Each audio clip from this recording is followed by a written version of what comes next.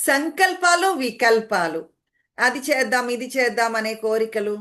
లేదు అనుకోగానే మళ్ళీ వికల్పాలు మొదలవడం ఇవన్నీ కూడా మనసుని అటు ఇటు లాగేస్తూ ఉంటాయి. డిఫరెంట్ డైరెక్షన్స్‌లో అటు ఇటు లాగుతూ ఉంటాయి.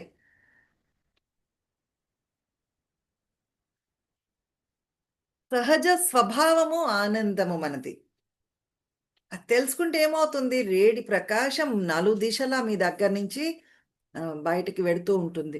అయితే ఈ సంకల్పాలకి సగం మనసులో సగభాగము ఏదో చేద్దాము అంటుంది. సగభాగము వద్దులే అంటూ ఉంటుంది. ఈ ఘర్షణ పోయినప్పుడు బ్లిస్ అనేది మీరు ఎక్స్‌పీరియన్స్ చేస్తారు. ఉపశామ్య సుఖం తిష్ట.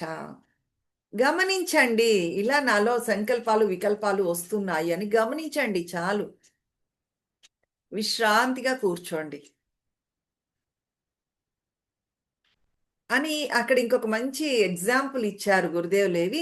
ఎప్పుడైతే తలకాయ హృదయానికి దగ్గరగా వాలిపోతుందో, అంటే భక్తి, శరణాగతిలోకి ఎప్పుడైతే వెడతామో, హృదయం దగ్గరికి ఎప్పుడైతే వెడుతుందో ఈ మనసు, తల ఆటోమేటిక్‌గా వికల్పాలు, సంకల్పాలు కూడా మాయమైపోతాయి.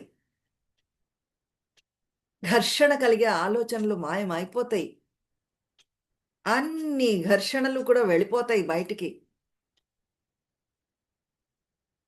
ఎప్పుడైతే నాలో ఇటువంటి ఘర్షణ కల ఆలోచనలొస్తున్నాయి, సంకల్పాలు, వికల్పాలు అని తెలుసుకున్నారో, వాటిని చూసి నవ్వండి. అంతేకాని వాటితో యుద్ధం చెయ్యాలి అని ప్రయత్నం చేయకండి.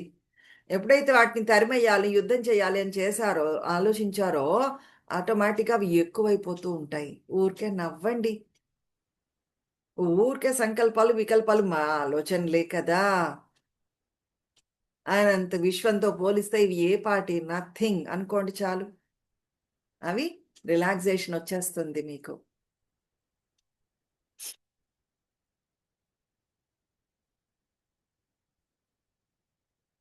నాకు I'm sick of sweets, I'm sick of trains. నాకదంటే చిరాకు, ఇదంటే చిరాకు అంటారు కదా!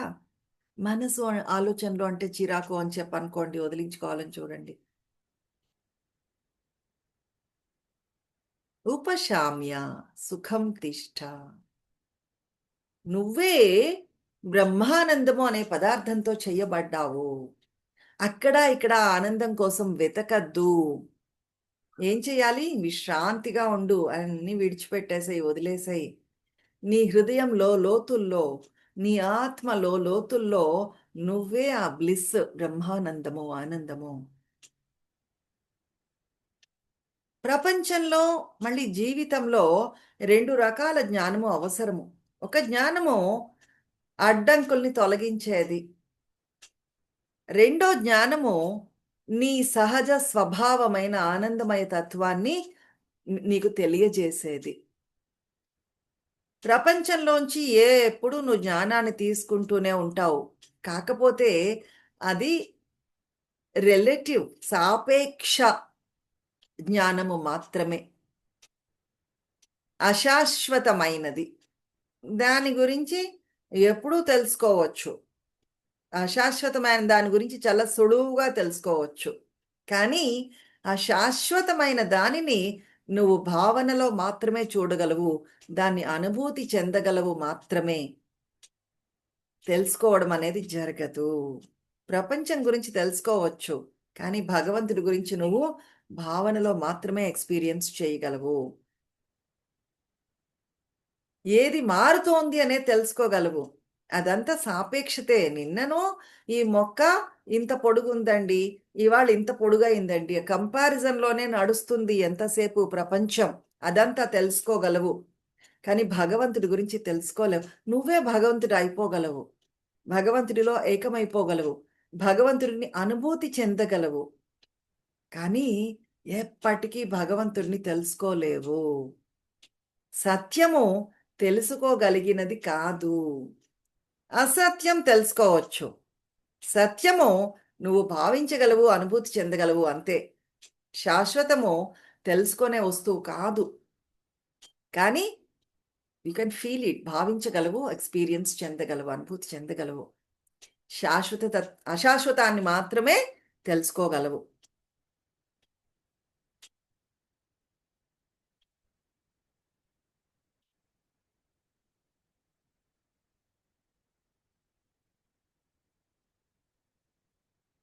శాశ్వత తత్వాన్ని ఫీల్ అవ్వగలవు అంతే.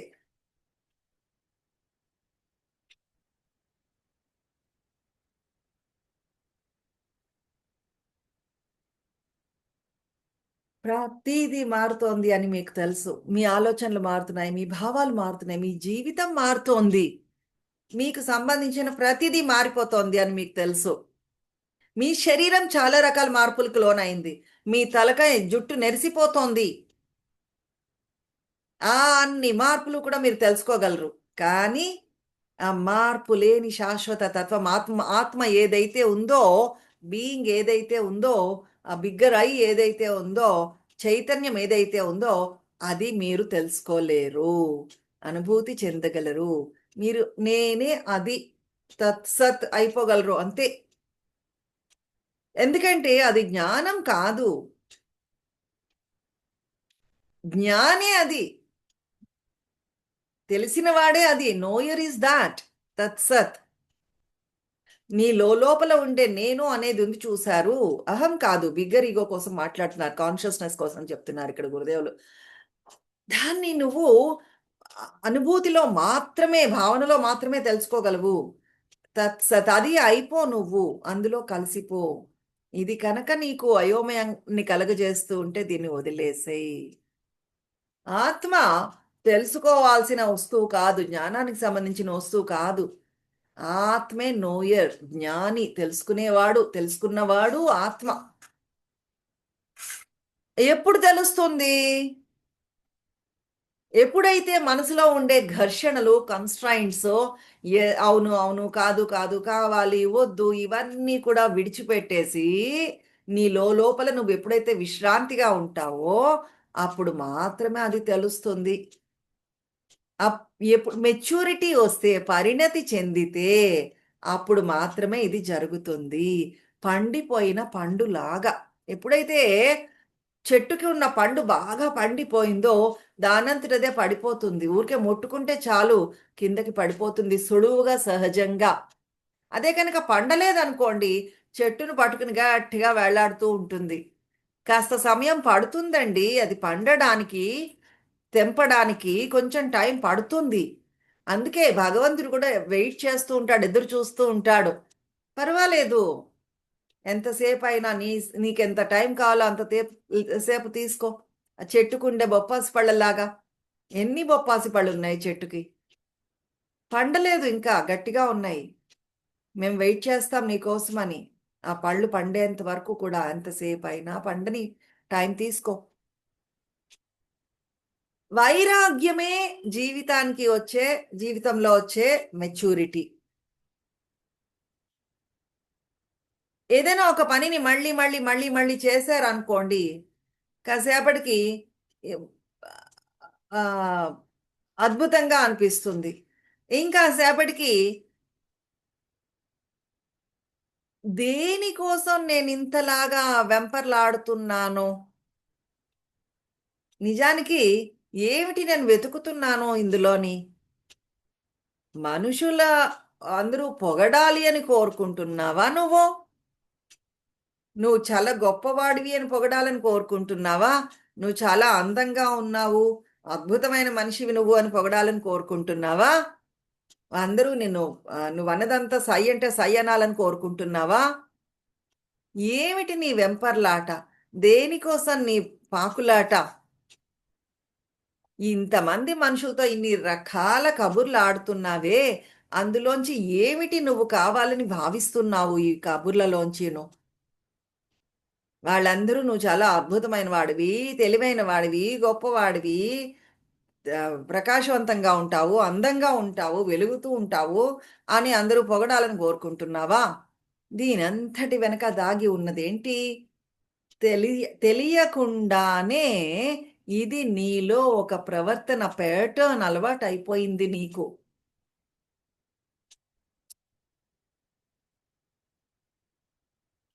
నలుగురితోటి కలిసిమెలిసి ఉండొద్దు, సోషల్ లైఫ్ వద్దు అని చెప్పట్లేదు గురుదేవులు, ఇక్కడ గమనించండి.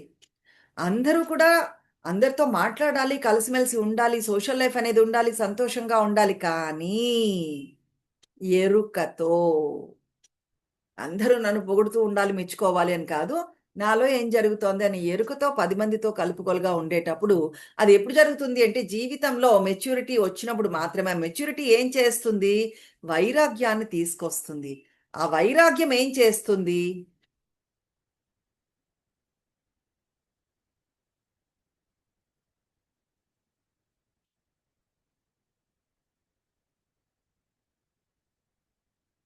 నేనే బ్రహ్మానందాన్ని.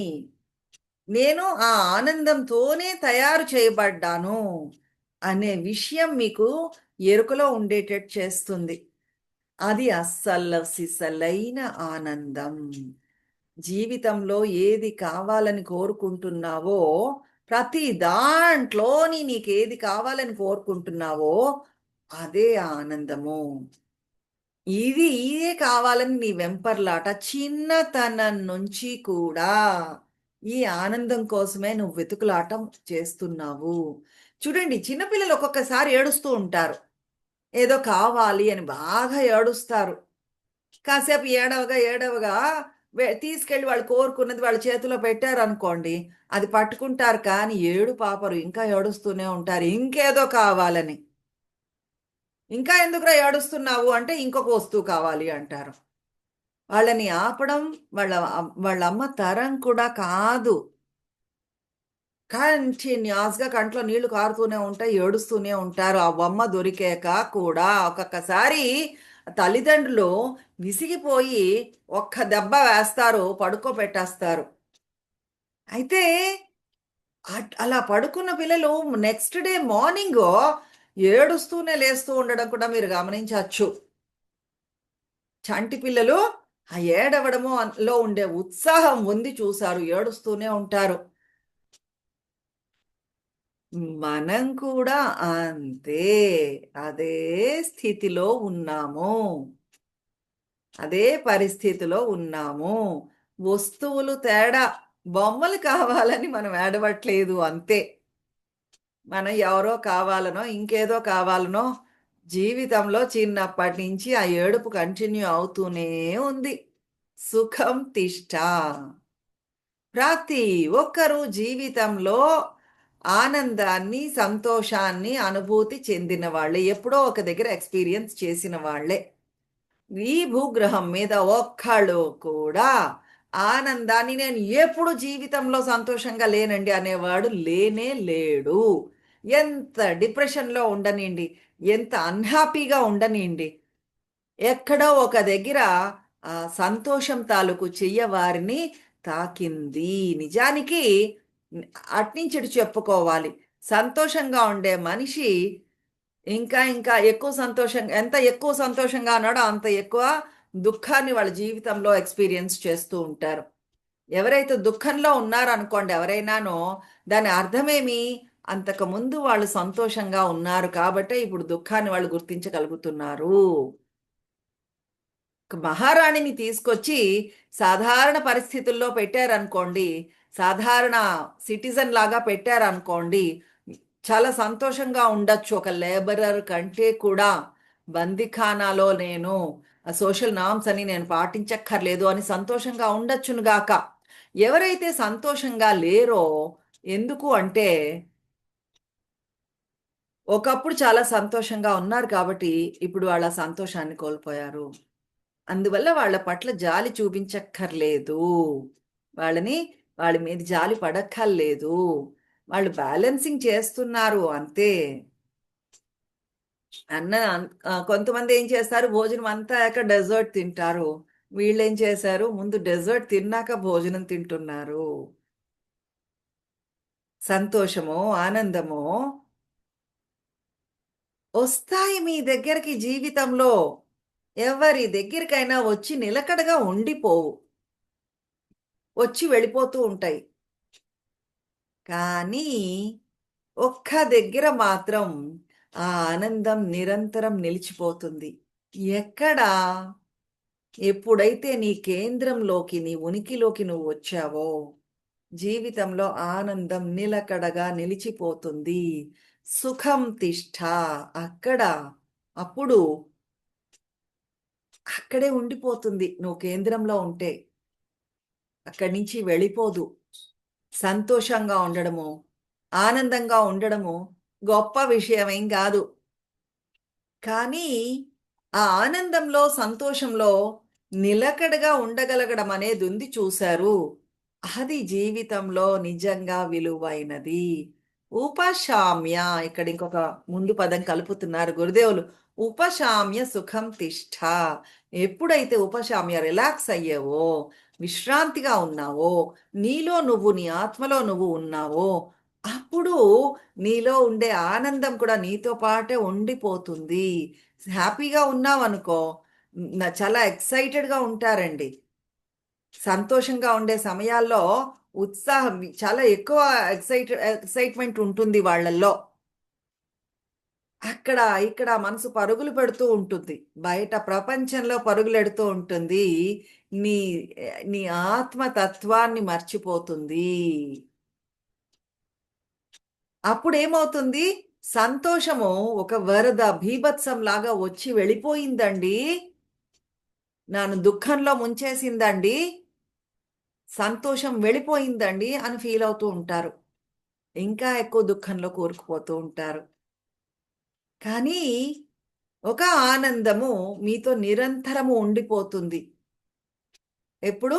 మీ ధ్యాస పెట్టినప్పుడు, మీరు ఎరుకలో ఉన్నప్పుడు, ఎప్పుడైతే బయట ప్రాపంచిక విషయాల్లో, ఐహిక సౌఖ్యాల్లో మీరు మునిగిపోకుండా ఉంటారో, పూర్తిగా మీ ఆత్మలో సంపూర్ణంగా మీరు ఉంటారో, ఆ ఎరుకలో ఉంటారో, ఆ ఆనందంతోనే నేను తయారు చేయబడ్డాను.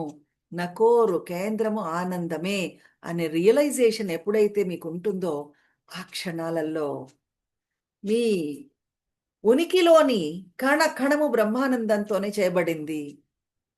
ప్రతి అణువు కూడా ఆ ఆనందంతోనే తయారు చేయబడింది అనే రియలైజేషన్ మీకొస్తుంది. ఆ ఆనందమే మీరు. ఆనందంతోనే తయారు చేయబడ్డారు. అయితే కాసేపు ఈ ఘర్షణ గల ఆలోచనలతోటి, ఐడియాస్ తోటి అది కప్పబడింది. ఒక కర్టెన్ కప్పేసినట్టు, గుడ్డ కప్పేసినట్లుగా కప్పబడింది. ఏమవుతారు? రిలాక్స్‌గా, విశ్రాంతిగా ఉంటారు. రెస్ట్ తీసుకుంటారు. సుఖం తిష్ట. ఆ సంతోషంలో మీరు విశ్రాంతిగా ఉండండి. మీ ఆత్మలో మీరు ఉండండి. అది అసలు సిసలైన ఆదర్శవంతమైన ఆనందము. ఎప్పుడైతే మీ జీవితాన్ని గదుల కింద విడగొట్టుకుంటూ ఉంటారు. కంపార్ట్మెంటలైజ్ చేసుకుంటూ ఉంటారు. అది మిమ్మల్ని మీరు మోసం చేసుకోవడమే. కంపార్ట్మెంటలైజ్ చేసుకోవడం అంటే ఏమి? ఆఫీసు, ఇల్లు వేరు, ఆఫీస్ వేరు, వాకర్స్ ఫ్రెండ్స్ వేరు. ఇలా రకరకాల గదుల కింద జీవితాన్ని ఆధ్యాత్మిక సాధనలు వేరు, ఆ జీవితం వేరు అని గదులు కట్టుకుని ఒక్కొక్క గది కింద కంపార్ట్మెంటలైజ్ చేసుకొని బతుకుతూ ఉంటే అది మిమ్మల్ని మీరు మోసం చేసుకోవడమే. మీ ఆధ్యాత్మిక జీవితాన్ని మీరు జీవిస్తున్నట్లుగా భావించవచ్చు. ఆధ్యాత్మిక సాధనలు చేస్తూ ఉండొచ్చుగాక. ఒక వారం రోజులు, 10 రోజులు మీ జీవితంలో ఆ కాలంలో ధ్యానం చేస్తారు. అయిపోయాక ఇంకా ఈ ధ్యానం అయిపోతే ఇంక ఏమైనా చెయ్యొచ్చండి మిగతా సమయం అంతాను. ఆ కాసేపు ఆ ధ్యానం చేసేస్తే ఓ పనయిపోతుంది అని గనక మీరు చేస్తూ ఉంటే మిమ్మల్ని మీరు మోసం చేసుకుంటున్నట్లే. ఆధ్యాత్మికంగా ఉండడము అంటే ఈ మార్గంలో ఉండడము అంటే అన్ని రకాల జీవితంలో అన్ని రకాల దశలని ఏకం చెయ్యడము. ఒక దగ్గరికి తీసుకురావడం. సంగ్రహంగా ఒకే దగ్గర ఉంచగలగడము. మీరంతా ఒక్కటే. అన్ని రకాల గదులు లేవు. అంతా ఒక్కటే అనే ఆనందకరమైన స్థితిలోకి మిమ్మల్ని మీరు తీసుకొని రాగలగడము.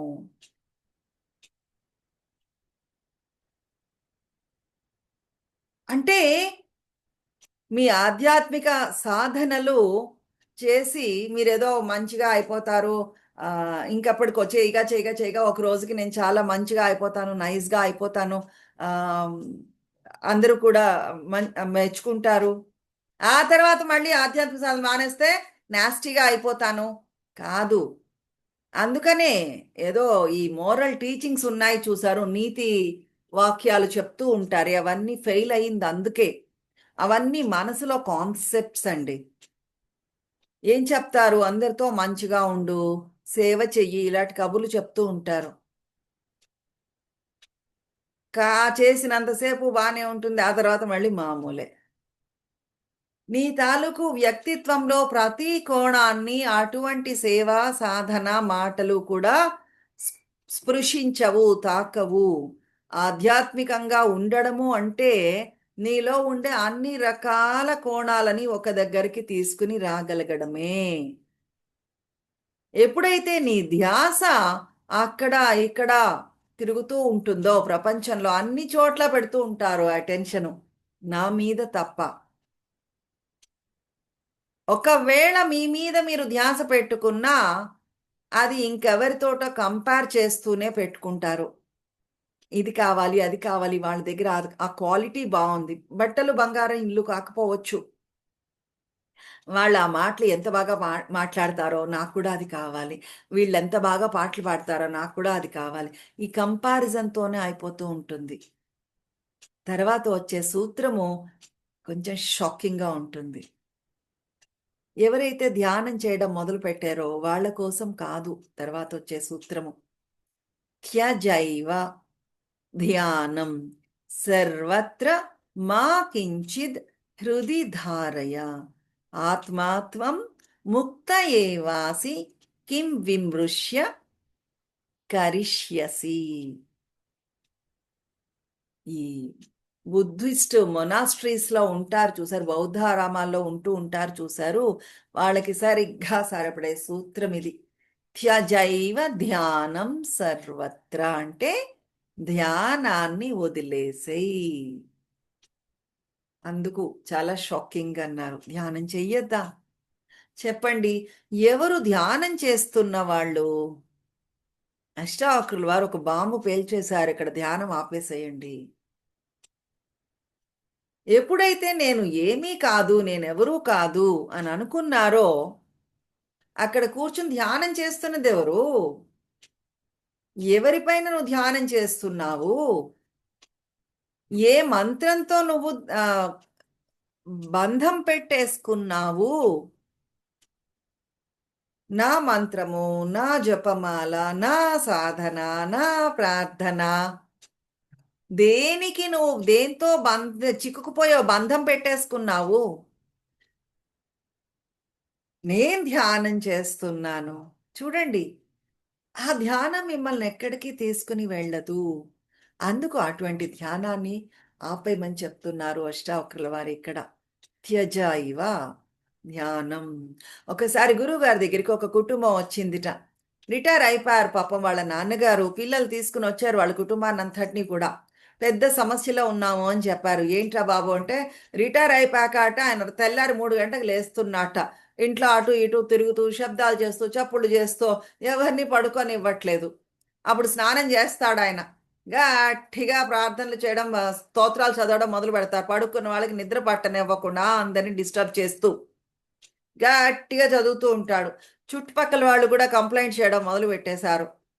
అన్నీ ఆ తండ్రి గురించి వీళ్ళంతా చెప్పేశాక, అప్పుడు తండ్రి చెప్పడం మొదలుపెట్టాట. చూడండి వీళ్ళకెవ్వరికీ మతపరమైన భావనలే లేవు.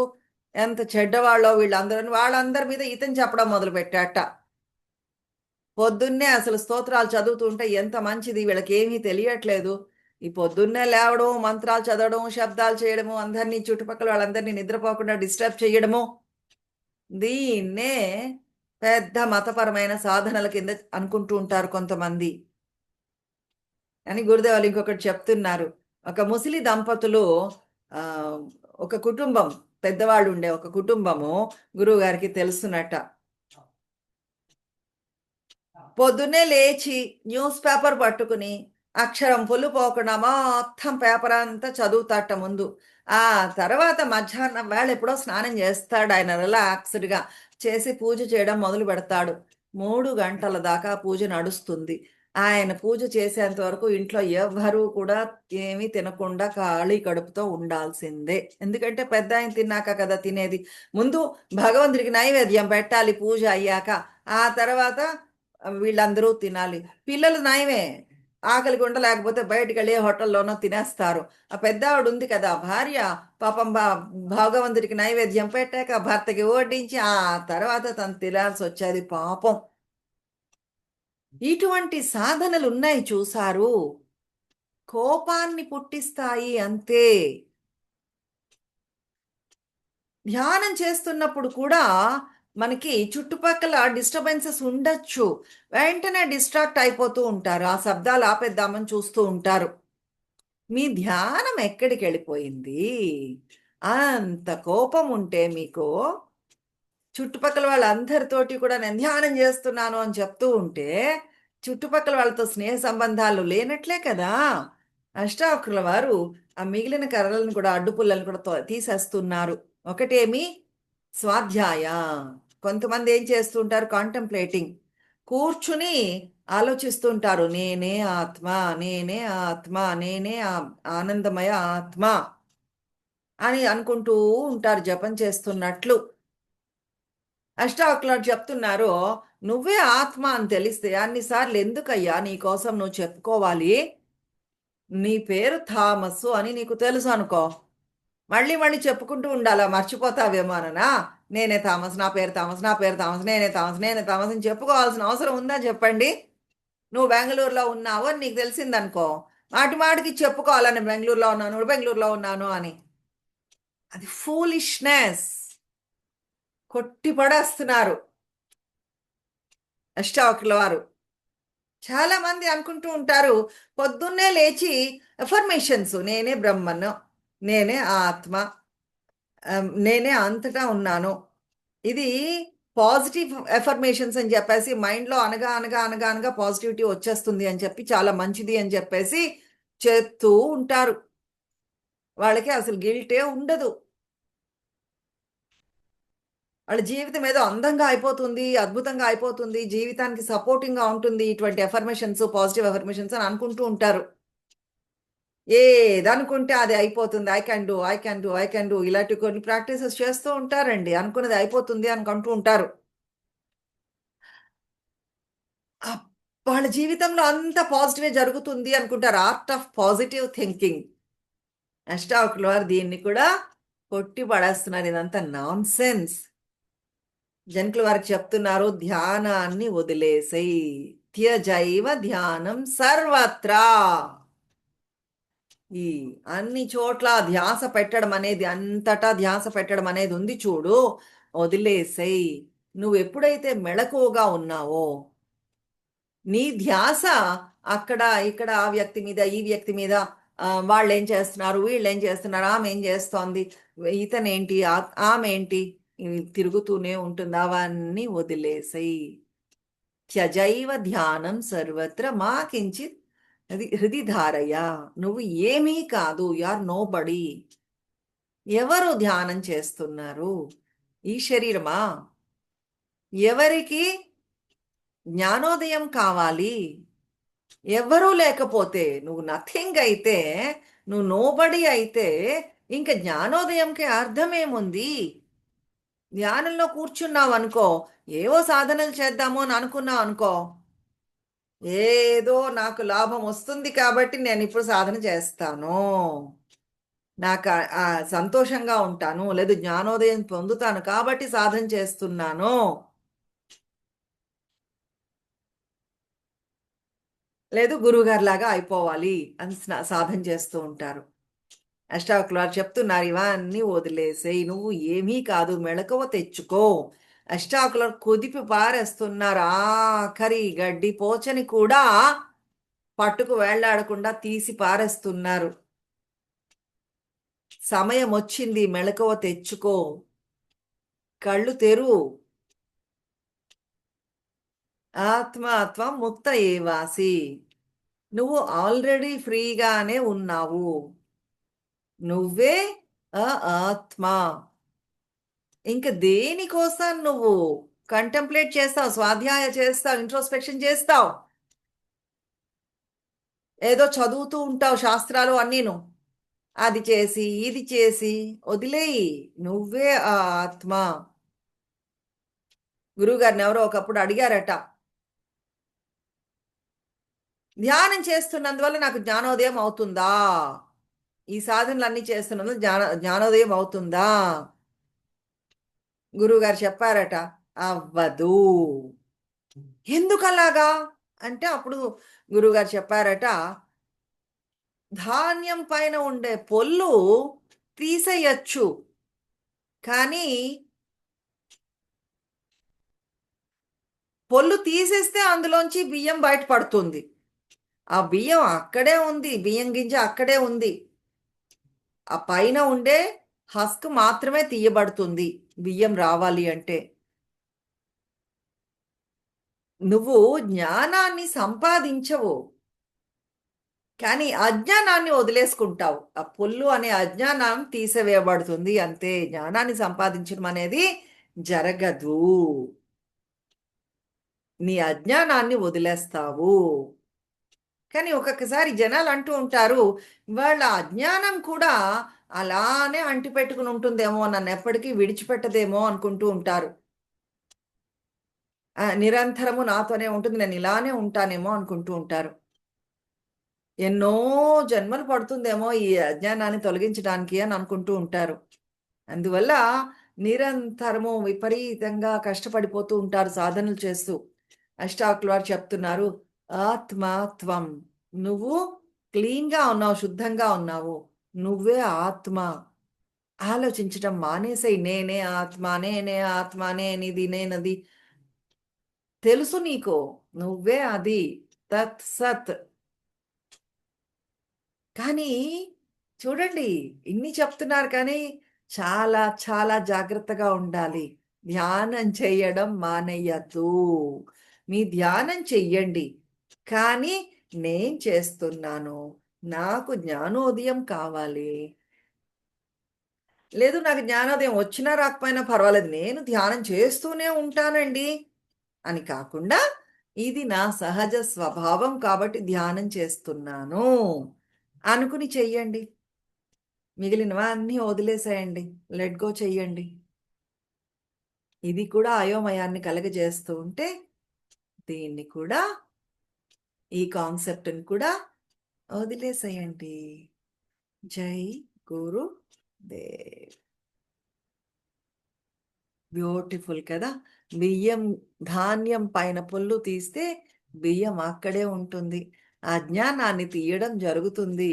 ధాన్యము అక్కడే ఉంది. జ్ఞానం అక్కడే ఉంది. ఊరికే పైన ఒక వెయిల్, ఒక కర్టెన్ ఉంది. ఒక గుడ్డ కప్పబడింది అంతే. అది తీసేస్తే యు ఆర్ ద ప్లేస్. ఈ ఘర్షణలు, ఆలోచనలు, కాన్సెప్ట్సు, అది శుద్ధి జరుగుతుంది ఆటోమేటిక్‌గా ప్రాక్టీసెస్‌తో. జై గురుదేవ్.